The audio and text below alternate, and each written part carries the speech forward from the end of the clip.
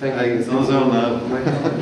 Okay, so so this was fake poetry. Well, it's fake poetry in a sense that it imitates very closely and very faithfully the so-called true poetry. And I will read you some more of it now, and then we shall go on to the the brace of Japanese anti-poetry poems. Okay, so now, again, this is a sonnet, and the title is Which Way? Outcomes too certainly anticipated render the encounters less than real. To truly map your limits will necessitate starting out with a clean sheet, but rule out all images? That's far too extreme. Spontaneous response is like a breeze. Manipulation gives it shape. Names tame it with their poor proprieties. Forget the names then as a soft device, simpler to view the image and forget it straight. Possess it and then have it slip your mind.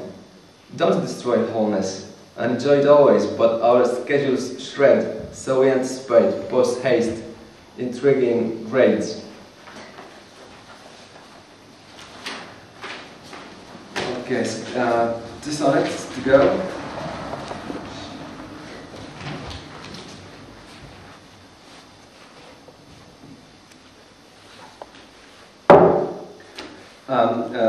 His dog looking for a quiet place to die. Dead at last, your fingertips can tell you that.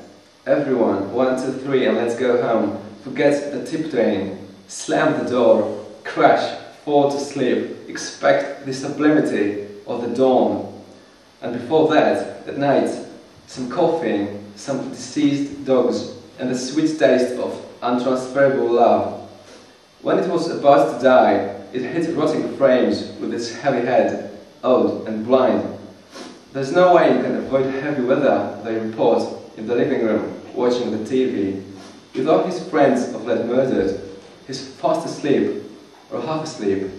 He's submerging their bodies in the black river to boil it with their bodies on some tea. Like a heart, on the bank, he's frailing and fainting until driven off by the lights.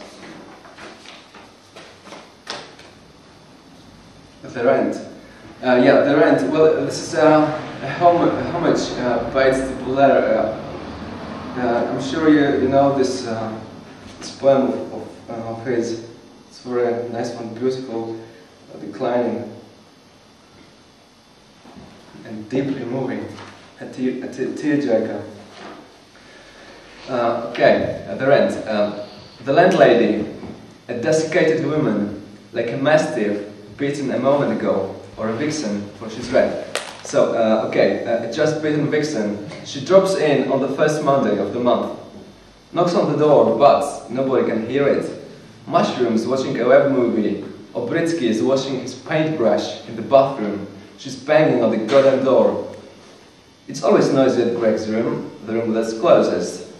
Turn it down a bit, okay? Says Obritsky, and Mushroom, a hell of a trumpeter, turns it up a bit, by mistake. I'm at my Chinese philosophy classes at the same time. In the end, nobody opened the door for her. She went away. Thursday, she comes again, says to me, well, you weren't here on Monday, were you? And I says, well, I was not. And what about the money? Can you pay me today? Yeah, okay, sure, I say. And I pay her. I visited my bank on Tuesday.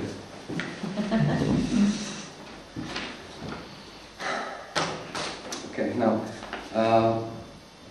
we have a couple of songs now. And the first one is titled A Song of Prime Hatred. Right, there is a short story behind. I'm just now I'm launching a political campaign under the title "A Bullet for Everyone."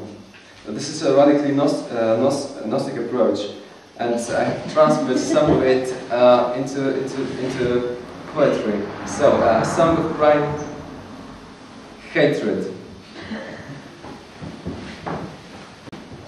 Into one stifling breath, let all the words be woven, hunted down like hearts. For everyone who hears this, well deserves a bullet. Match all stringing voices with a scream that pierces like a needle every throat. A bullet for the murderer, if he abjures his trade. Every worldly image, lurking round the thought, scrub till death emerges. For everyone who hears this, well deserves a bullet. Bid the word farewell 1,000 times in one empty barrel. A bullet for the murderer, if he abjures his trade. Rip your solar rifle into flying sparks. Never let them die out. For everyone who hears this, well deserves a bullet. This is based on Lorca's poem. I think it is a writer's song. I just changed some words. Yeah, there's another song to follow, and this is called A Song of It Another Hatred.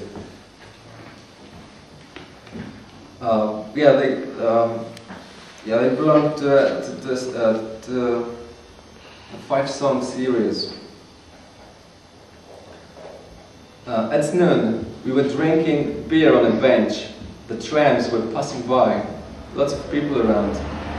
Next to us, lying on his back, there was a down and out. His pal came around, nudges the first one. Greg's come around, says to him, "Get up, Greg's here." The man opens one eye and says, "There is no time. There is no time." I've barely made it, the place crowded as on All Saints. Wanted to water the flowers, clean up the tomb, sweep the path. The other says, "I was here last Friday, fewer people around. How's Betha doing?" The first one, "Fine, the kid's talking already.